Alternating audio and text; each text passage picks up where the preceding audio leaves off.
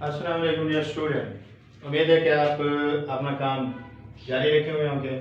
और आज अपना जो टॉपिक है वो मैथ 10 के बारे में है और इसको हमने कंप्लीट कैसे रियाज़ सोल्व करना है।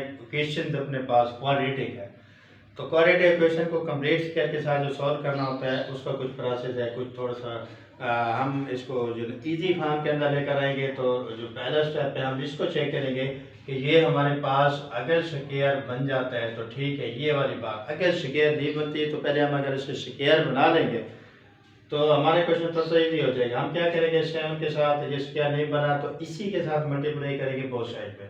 जब मल्टीप्लाई कर लेंगे तो ये आपके पास 7 इंटू 7 आपके पास 49 हो जाएगा और ये 14 आ जाएगा, -17 और ये आपके पास 0 आ जाएगा। ओके, तो इसके बाद क्या है कि ये जो -7 है इसको राइट साइड पे ले जाओ।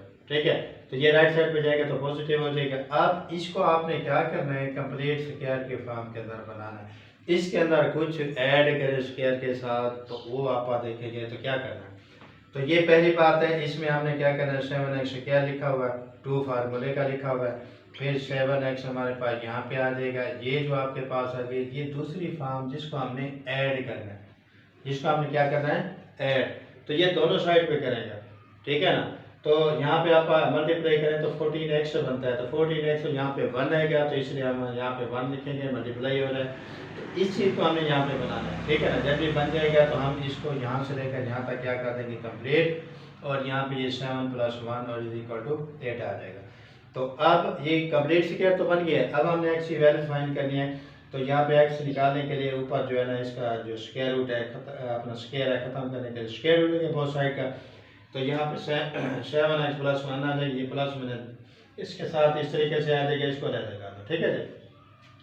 अब जब हम इसको रद्द कर देंगे तो फिर इसके बाद थोड़ा सा इसको सिंपलीफाई भी कर देंगे, ठीक है ना।